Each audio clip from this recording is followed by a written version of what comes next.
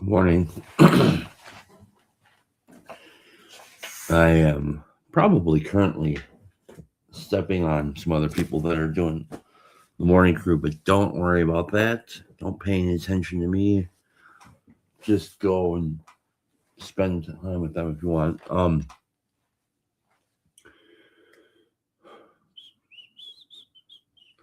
Yesterday I was listening to the forestry, the forest estuary, and I was listening to Everett and those guys, and I wanted to kind of hopefully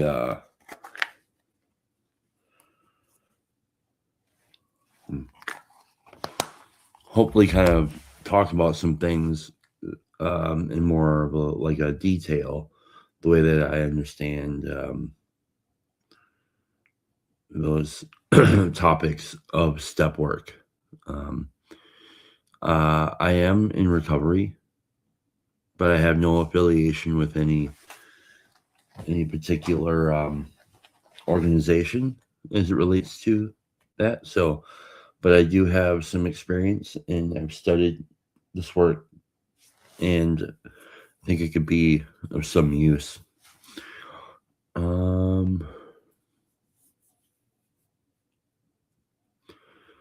Boy, there's a lot. I only have, well, I don't know how long this will go really, but maybe I could try to, where to begin? Well, I think in order to begin, you kind of have to go back to the first step. And I really want to talk about I want to get to a fourth step because, in particular, I want to get to the part where somebody on the stream had talked about the fourth step and what happens if I'm a victim of abuse and stuff like this, and then they said that he said my sponsor asked me, well, what's my part in this thing, and I'm kind of like a weird. I have like a weird obsession with the words that are used. And what he is talking about actually is this. Maybe I can bring it up. Let's see. Page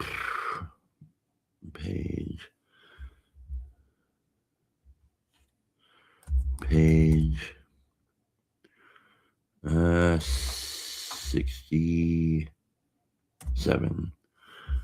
Page 67, big book. All right, let's do this. I'm going to share the screen. I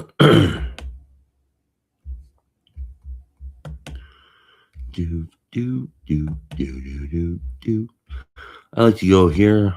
This is in a chapter, How It Works. Great. This website offers this book in PDF form for free. So this is in the chapter, How It Works. And in the chapter, How It Works, it's going to get into the first few pages the first page is like this oversight of like a little bit of what we just read. And it's going to say, here are the steps.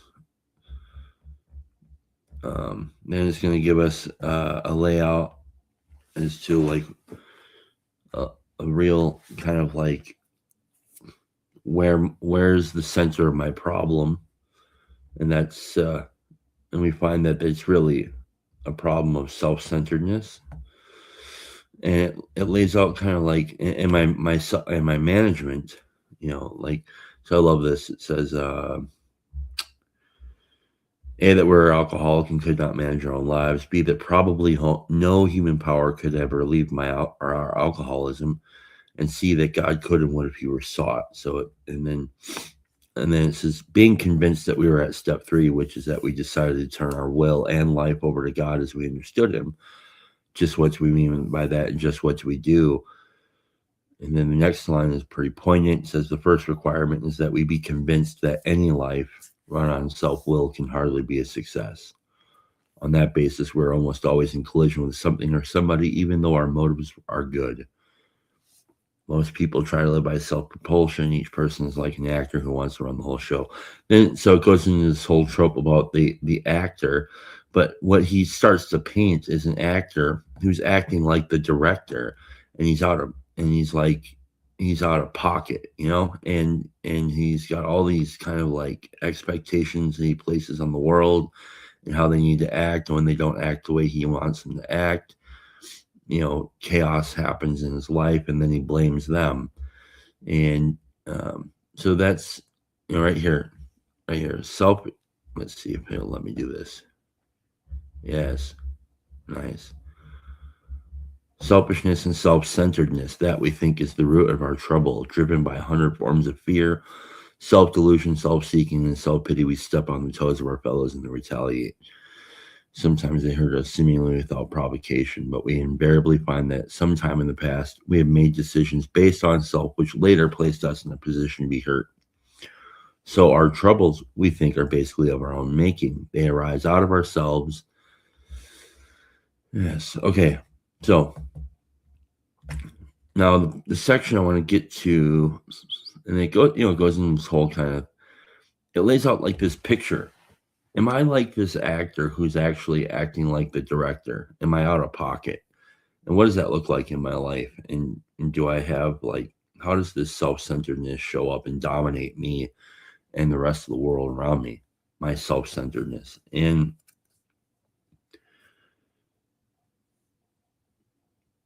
it really kind of makes the case. Am I that guy? And obviously, and honestly, by this point in the literature, I would have, I'm convinced, it's laid out a pretty solid case the whole way through. And if I wasn't this guy, I wouldn't do any of this work, right? But then we get to, all right, if you are this guy and you don't want to be, maybe we turn our will and our life over to the care of God as we understood him. My will being my thoughts, my life being my actions, and God, as I understand him, is a personal relationship, a personal experience, a personal exploration, a surrender to that God. And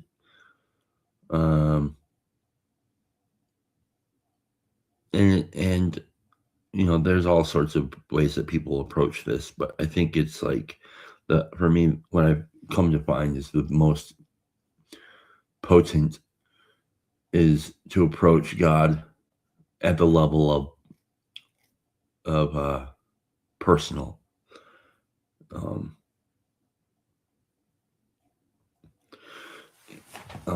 Let's see, for example, I'll give you a little example here. So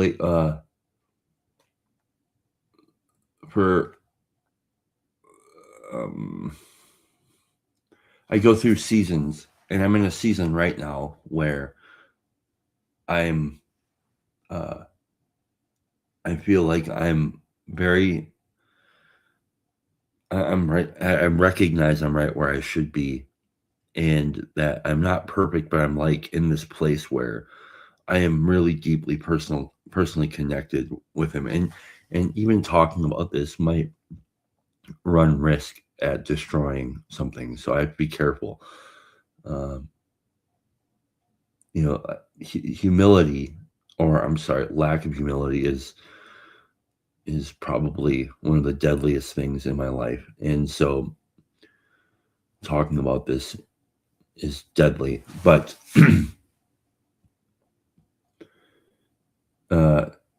I've been at certain practices. And what I mean by practices is somehow I've gained an intuition or insight that I need to be doing a particular thing, not to get a result, but because he would have me do this sort of thing. And what I mean by that is like just some prayers and things like this. And I don't want to get into particulars because again, this is a personal thing, and I don't want to be um, overstepping. So I'm doing this sort of thing, and I'm feeling connected. And like yesterday, I felt like a particular kind of like some sort of a strange spiritual attack, and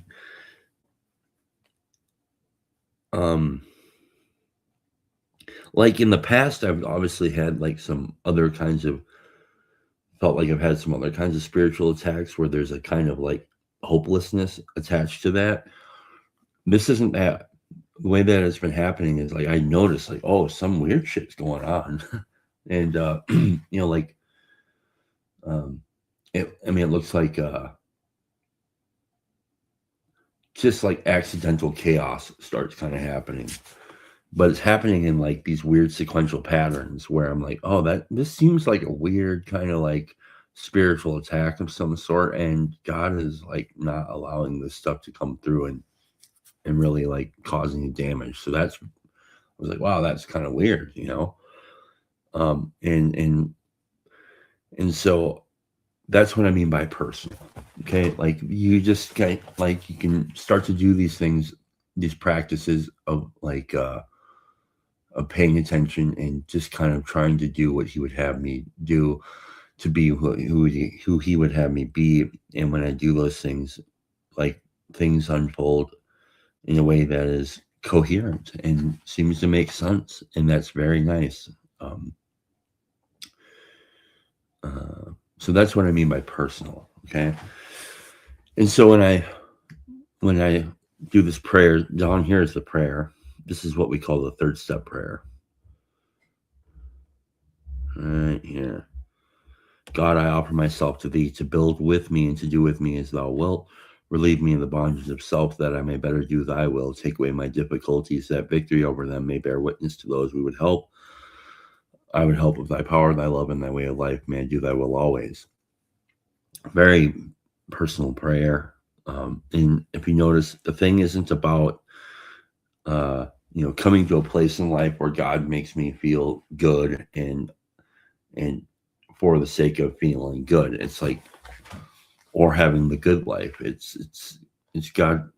I offer myself to you to build with me, to do with me as you would, and so that I might and take away these difficulties that if it is your will that they be gone, so that I can actually be useful to somebody else. And so then it's like the prayer after that prayer, it says we thought well before taking this step.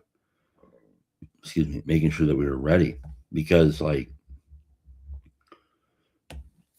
my experience with this again is if you're really willing to actually like really do this, I think if we mean business, God means more business than you can imagine, right?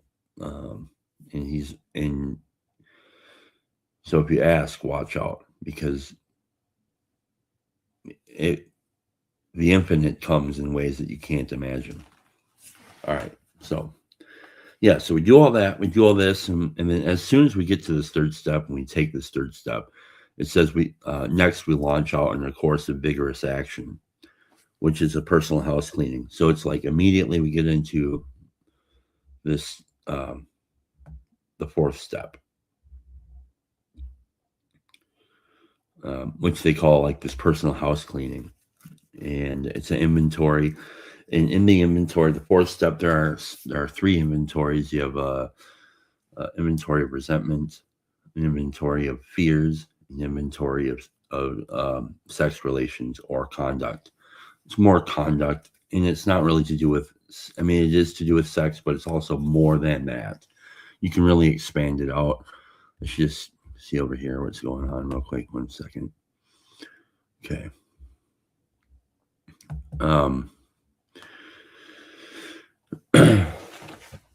So yeah, we get into this fourth step and we start to, um, the first thing it wants us to do is make an inventory of our resentments. So yeah, so I'm not going to read all this, but I'll read part of it. It says, therefore, we started upon a personal inventory. This was step 4. I'll highlight this for you guys. This was step 4. A business which takes no regular inventory usually goes broke. Taking the commercial inventory as a finding and fact-facing process is an effort to discover the truth about excuse me, the stock in trade. One object is to disclose damaged or unsaleable goods, to get rid of them promptly and without regret. If an owner of a business is to be successful, he cannot fool himself about values. We did exactly the same thing with our lives. We took stock honestly. First, we searched out the flaws in our makeup which caused our failure. Right here. Here's what we're looking for right here. Being convinced that self manifested in various ways was what had defeated us, we considered its common manifestations. Resentment is the number one offender. It destroys more alcoholics than anything else. From resentment stem all forms of spiritual disease. For we have not only been mentally and physically ill, we have been spiritually sick. When the spiritual malady is overcome, we straighten out mentally and physically. In dealing with resentment, we set them on paper. We listed people, institutions, or principles with whom we were angry. So that's where we began, and the way that I do this is I have like, hang on a second. Maybe maybe I can show, like the way I do like a whole thing, I have like so the way that you do this is you get like this. I don't really want to get into this too much, but because the technical stuff, a trend you want, constant nuance, and you said to be AA is like a cult. It can be culty.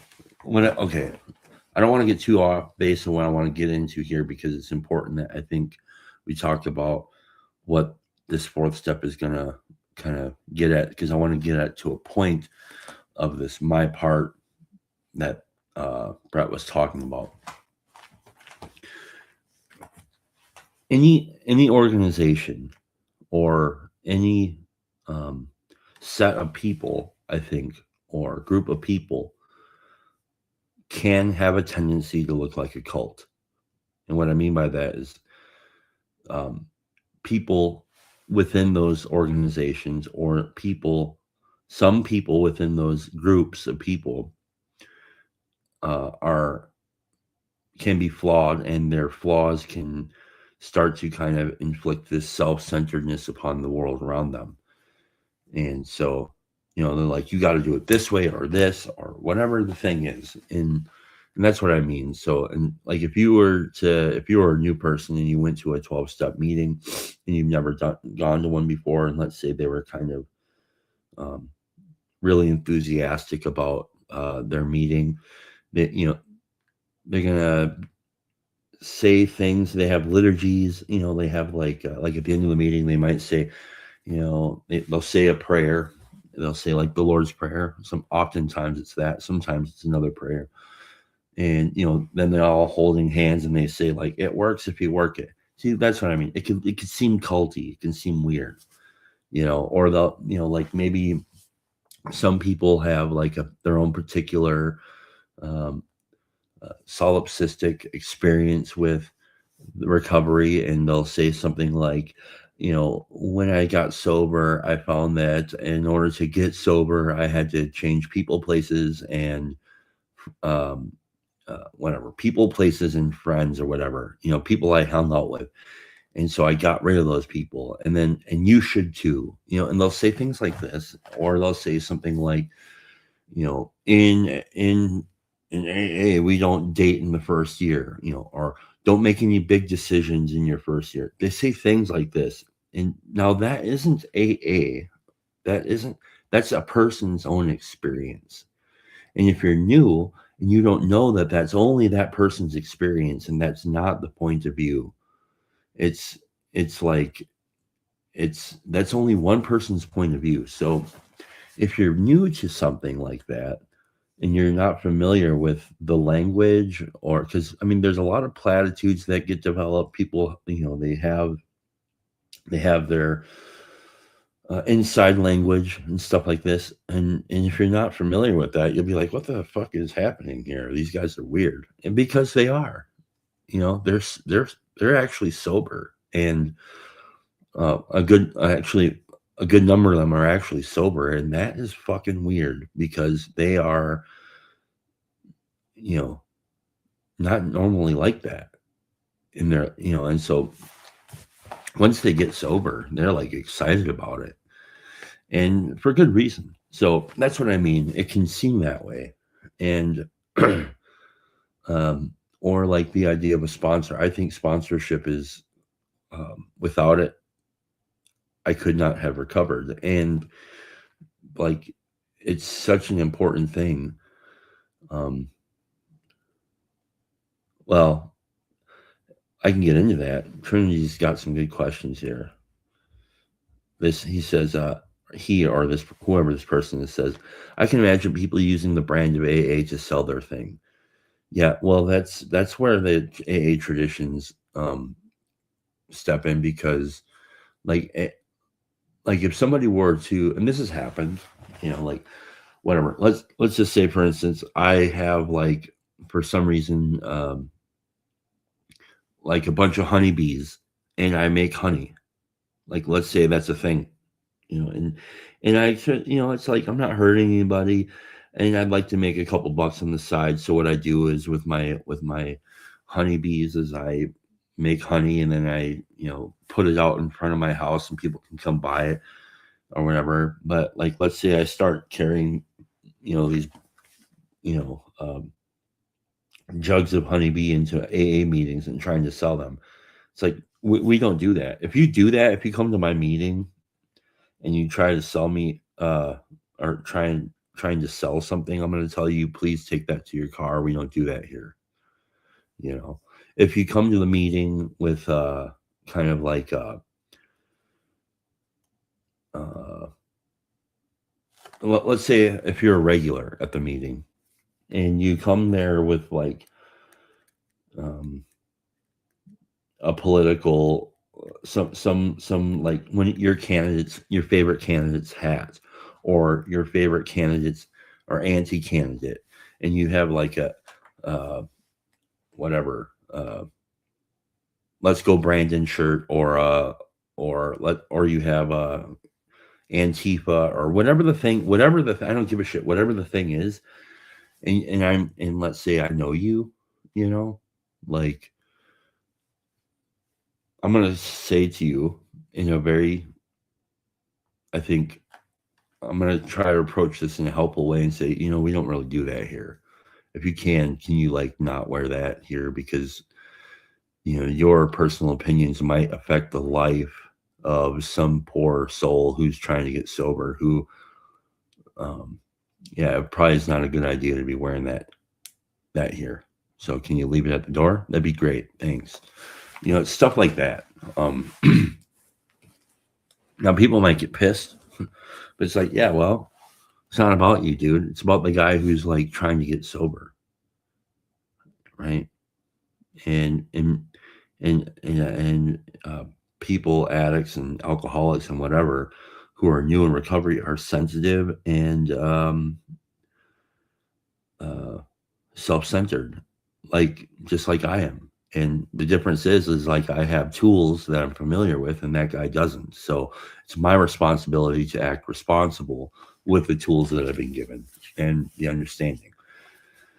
No, that's MAGA hats not allowed in AA. No, that's not what I said. It's not what I said at all. Because AA doesn't have an opinion on it one way or the other. And that's the idea, right? So, listen, and like I said before, there are 0 rules literally 0 rules in a 12-step program. None. So if you want, come to the meeting with your hat. I don't give a shit. But I'm going to ask you nicely to please, let's leave it at the door, because it's not important here. What's important here is trying to help the new person. And I have to be able to be willing to help that new guy, whether he's for this party or that party or no party or whatever. None of that's important. What's important, like the real principle here is like, it's something like if Jeffrey Dahmer, conscious, and I'm conscious of who this guy is, comes into the meeting and says, I'm dying of alcoholism and I really do want to stop. Will you help me? The principle is I'm supposed to set my opinions aside and say, yeah, I'm willing to help you. If you let's do it. I'll read with you. Let's do this. Well, would they be allowed AA? Would they be allowed AA? I would think from what you said that it wouldn't be allowed. There are no rules. And the idea is personal responsibility. So like if you're a new dude, like if you, let's say like you're brand new, and you come to the meeting with your political shirt on, I'm not sure how useful it's going to be to tell that guy, listen, you shouldn't wear that here. You know, he's a new guy. Maybe after the meeting, we might have a conversation about it or something in a way that could hopefully be productive. But, I'm not going to like stop the meeting and be like, whatever. And remember, I don't speak for AA. I'm not affiliated. I'm just giving you some of my past experience with this. Okay. All right. So let's get into the, well, it's treat it like work. It's like treat it like life or death is more like it. All right. How it works. Let's get back here. So in the 4th step, you do all this work. You have your list. You list when you're starting your inventory, you'll list the people, institutions, or principles with whom you're angry or have a resentment. And the idea of resentment is the best I've ever heard is it's a story that you resend. It's something that you refeel, and maybe you don't even know that you're doing it, and it's just like it's automatic. It's oftentimes the resentments that I've had are mostly residing in a very petty pocket, in my life. And so like the way that I would have done this is I listed like, and my sponsor said, allow yourself to be petty when you're writing this stuff down, because the way that the common manifestations of self, right? Remember it says, being convinced that self manifested in various ways was what had defeated us, we consider its common manifestations. That's what I'm looking for. All right, common manifestations of self. And common manifestations of self often reside in the petty and mundane. And they aren't in like the big things that take place. I mean, they are in the big things, but they're mostly occurring in like the everyday little shit. And those are the things that are they're continually piling up, that are separating me from my fellows and from God. So that's where when you start listing the things, because you'll just meet people who will be like, well, I don't you say, okay, we've done step 3, let's do step 4, and here's how we're going to begin. I'd like you to start listing people, institutions, or principles with whom you have resentments. And they're like, well, I don't really have any resentments. And it's like, dude, you have resentments. I mean, and you've had them. So like, do you want, and you can, how deep do you want to go? I would say, how free do you want to be? And well, if you think you got no resentments and you just think it's like,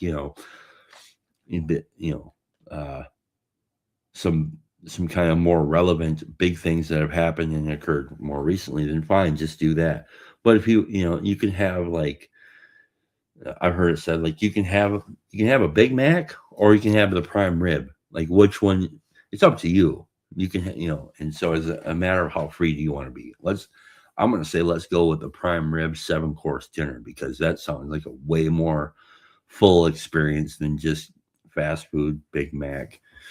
You know what I mean? And uh, so once we've done all the listing of the things or of the people, institutions, or principles with whom we're angry, then we start to move into the next column, and the next column is the cause. It kind of looks like this, right? This is kind of like I like this example right here. This whole thing is like an example of how to do this. The format I have is similar to this, only it's a bit more expanded. So like the way that I would do it. So on the back in the back of a notebook, we make a list, and the list includes just the names: Mr. Brown, Miss Jones, my employer, my wife. And I have a whole list. And then after we have the list done, we go to the front of the notebook, and each person on the list has its own uh, um, page, front and back. So Mr. Brown will have one entire page on the front and one entire page on the back, and and then we list it in bullet points. What is the resentment? His attention to my wife. Told my wife and my mistress Brown may get my job at the office. Yeah, there's a lot of jokes in AA, and Mr. Brown's a real asshole, right? Of course he is. Um, and then we have the third column, which is the affects my column, and so I think there's like 9. It's uh, sex relations, self-esteem. You got all these different things. I don't want to get into the real deep details here but I do want to kind of just give a general overview of what it is, okay? Because I want to get to this other bit that Brett was talking about, which is important. So once we have all this done, the whole list is done. We got all the third column. We got all the second column done, right? We get to this part, and this is where,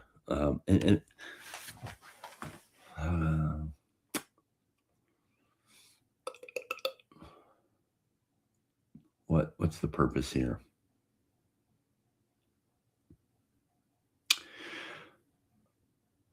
We do a fourth step because we're preparing for a fifth step.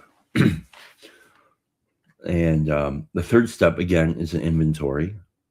The fourth step is an inventory, and I wouldn't do it unless I was convinced of the first 3 steps. The first step being that I'm powerless, which means I don't have the power to change how I feel. I don't have the power to connect myself to real purpose and meaning in life on a consistent basis. And I'm caught up. I'm powerless. I'm cut off. And my life had become unmanageable. So that's the first step. And so I can't manage my emotions well. I can't manage. I can't like consistently bring about. I can't make myself be where I think I need to be every day. And it's frustrating, and it's slowly cutting me off from the rest of the world. And so that's why I drink, or use or whatever, because like drink or the whatever the substance is, maybe it's gambling, maybe it's whatever the thing is. Those things are a source of power. They help me feel connected in the world. The problem is that they are an insufficient power. They do not solve my problem entirely. They momentarily solve a problem. They are a momentary solution to a bigger problem, which is that I'm cut off from God and my fellows. I'm caught in this undertow of selfishness and self-centeredness, and that is like just the way that it is. And so that's the first step. And admitting that is good, but it doesn't do anything other than allow me to see where I'm at. But self-knowledge doesn't solve anything. So then we move into the second step, and the second step is came to believe that a power greater than ourselves could restore us to sanity. It doesn't even say God. It just says that a power greater than myself could restore me to sanity. And so, like alcohol, I think, and these other kind of substances are often always a power greater than myself. The problem is that they aren't a sufficient power to live by, because, like back in the literature here on page like 45, it says, lack of power is my dilemma. That's my problem. A lack of power, a lack of connection, lack of real relation, personal relation to God and my fellows, a lack of real connection. So that's my problem. And so step 2 says, I came to believe that a power greater than myself could. Not that it has, but that it could, And so, okay. So if I point out what the problem is, a lack of power, and then I come to step 2, I come to a potential understanding at the turning point that, oh, maybe a power greater than myself could restore me to sanity. And then 3 is a decision to pursue what that might be, and doing it in a vigorous way. And step 4 is our first stepping through the door of seeking that power and seeking God, and then so I'm doing that. So then after step 4, you get to step 5, and that step 5 is very, very much like confession. It's like deep personal.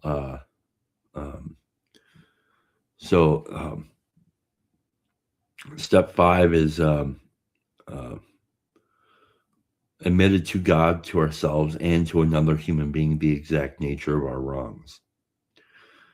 And it's weird because you think, well, I admitted to God, to my fellows, or to God, to myself, and to another human being the exact. It's like, well, I could admit to God, but like God already knows, so yeah, fine.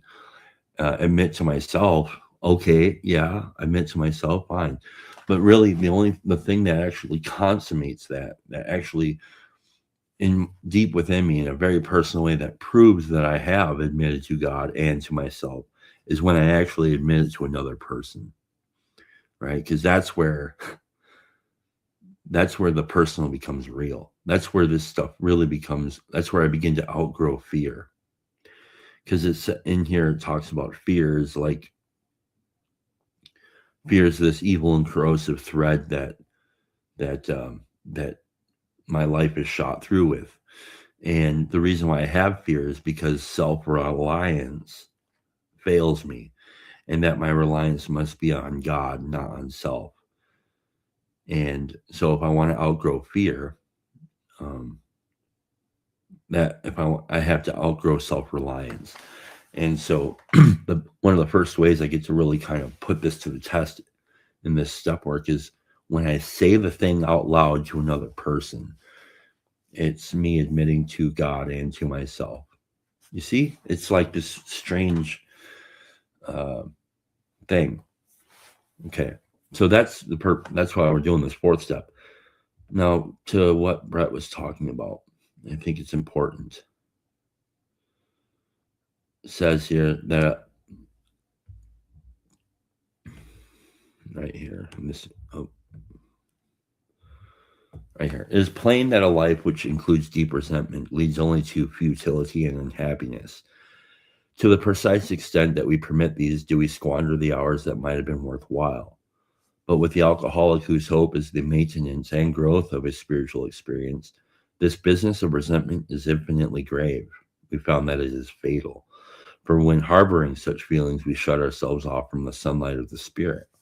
The insanity of alcohol returns, and we drink again.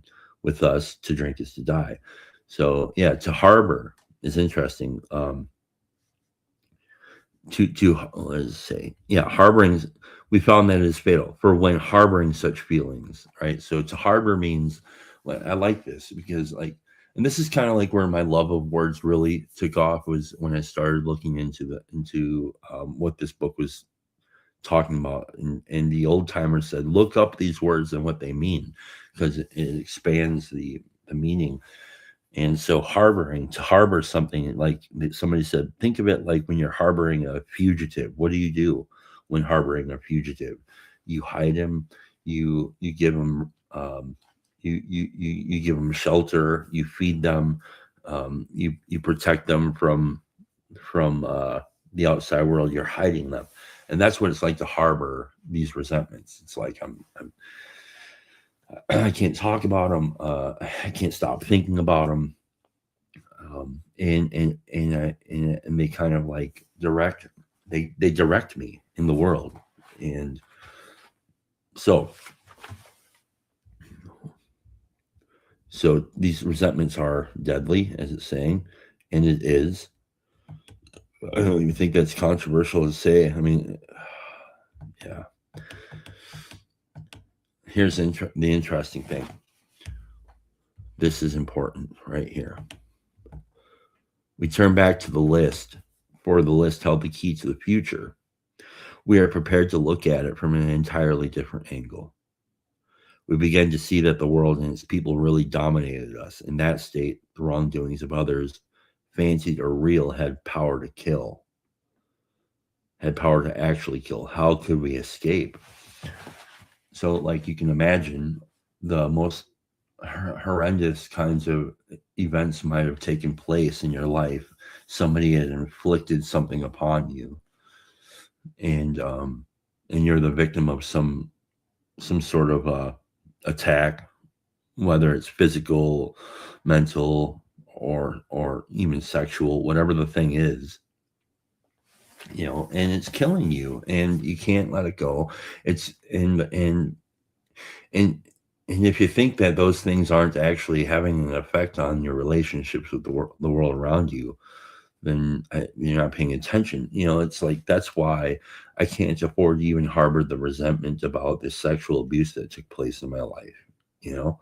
I have to, how can I escape that? And it says, we saw that these resentments must be mastered, but how? We could not wish them away any more than we could alcohol. And this is our course. This is what Brett was getting to. This was our course. We realized the people who wronged us were perhaps spiritually sick. Though we did not like their symptoms or the way they disturbed us, they, like ourselves, were sick too. We asked God to help us show them the same patience, pity, and tolerance that we would cheerfully grant a sick friend. When a person offended, we said to ourselves, this is a sick man. How can I be helpful to him? God save me from being angry. Thy will be done. Yeah, dude. And so my sponsor had me looking at the list before I moved on to this next bit. And he said, well, what I'd like you to do is look at the list, each instance on the list, and sit with it. And I'd like you to pray and ask God to help you show them the same patience, pity, and tolerance that you would cheerfully grant a sick friend. And he had me consider like what it's like to have a sick friend and show the same grace to those who are on your list, even the most dastardly of them. And to pray and ask God to help. I'm to pray and ask God to help me show them the same patience, pity, and tolerance that I would cheerfully grant a sick friend. And here's where it gets interesting. Brett referred to it, and many people do. They say, what was my part in this? And this is where it gets tricky because, well, it's not that tricky. This is where the problem of language happens because, and repetitively teaching something that isn't there, right? It never says in here, it never asked me to look at my part, not once. Nowhere in this work does it ask me to look at my part. The only time the word part, our part, comes up in here is in the 9th step, right? And the ninth step is when we make an amends. And then in that, it says, when we made the amends, we have done our part, right? That's my part, is to make the amends. Okay. But what Brett is talking about is here. Let's see. Why am I missing this? Or hang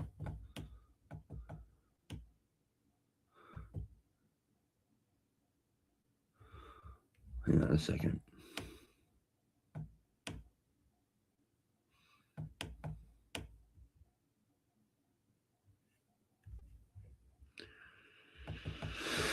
Here we go.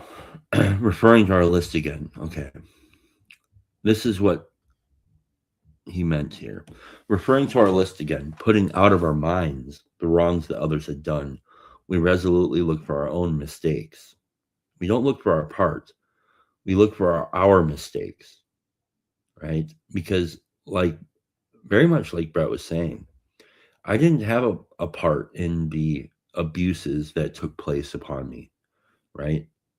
I don't have a part there, but I do have some mistakes. And the mistakes, the categories of mistakes it's asking here is, where had I been selfish? Where had I been dishonest? Where had I been self-seeking? And where had I been frightened? Right? And though a situation had not been entirely our fault, we tried to disregard the other person involved entirely. So even like the people who had harmed me, I'm to disregard them entirely, right? And I'm supposed to look at my own mistakes. Where am I to blame? The inventory is mine. So it might be like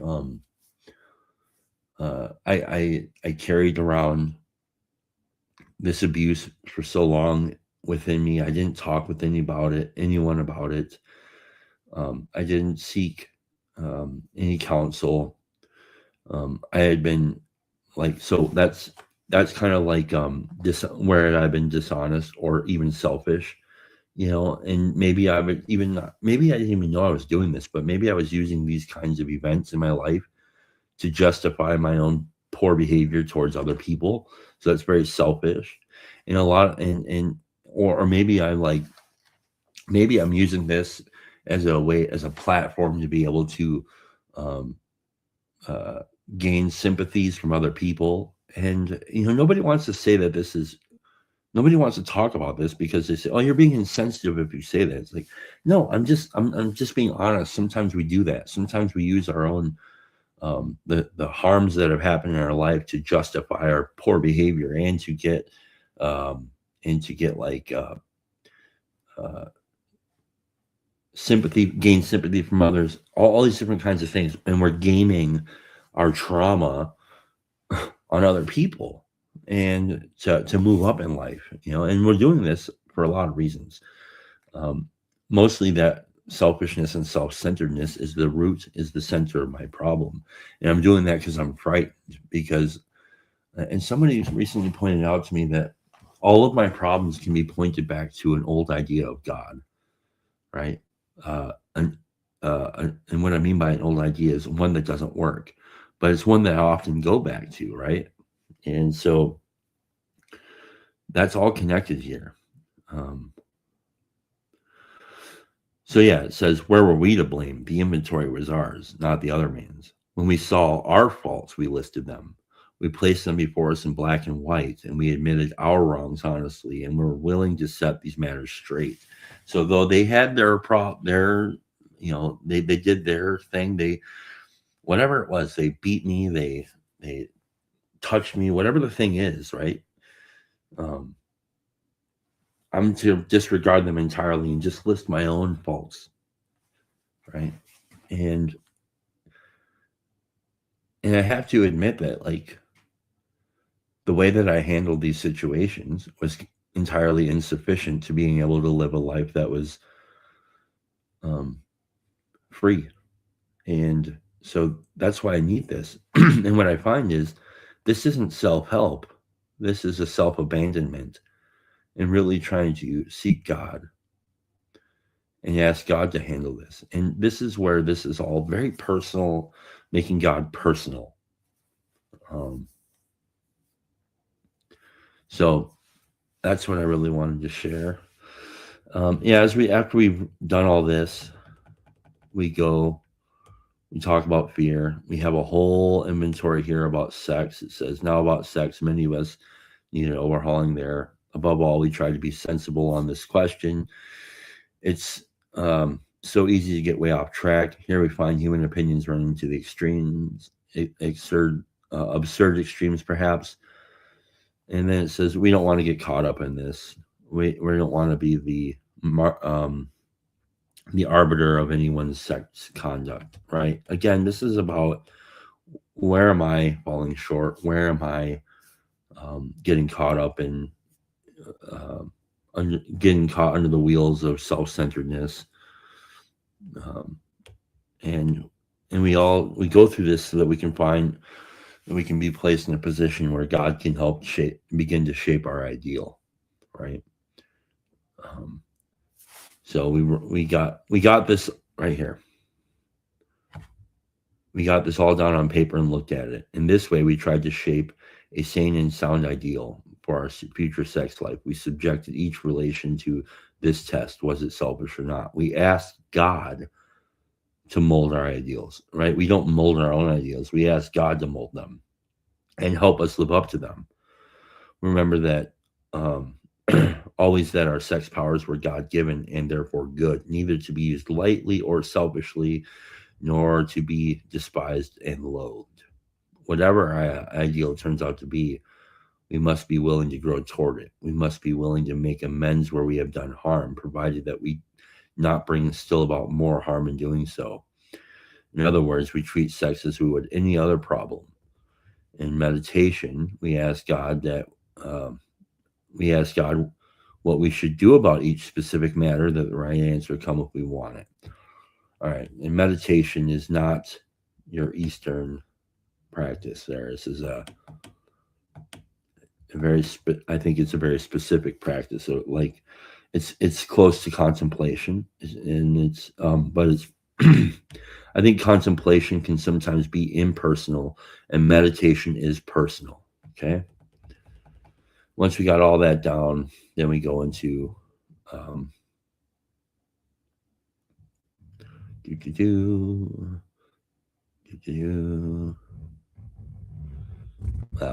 then we go into a fifth step, and it talks about, once we do this in a fifth step, we have begun to have a real spiritual experience here.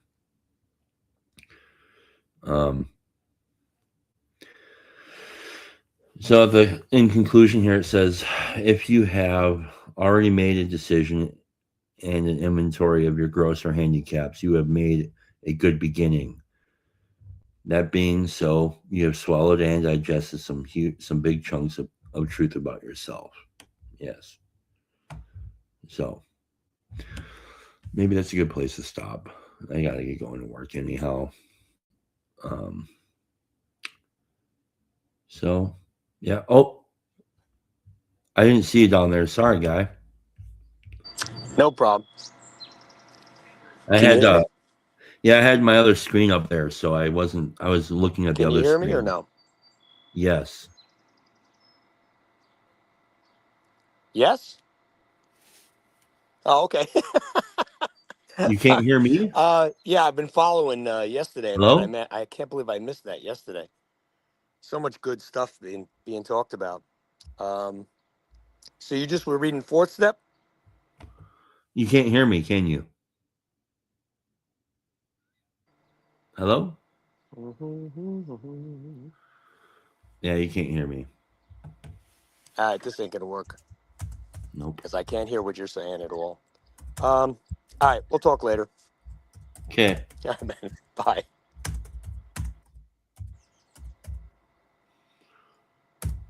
Well,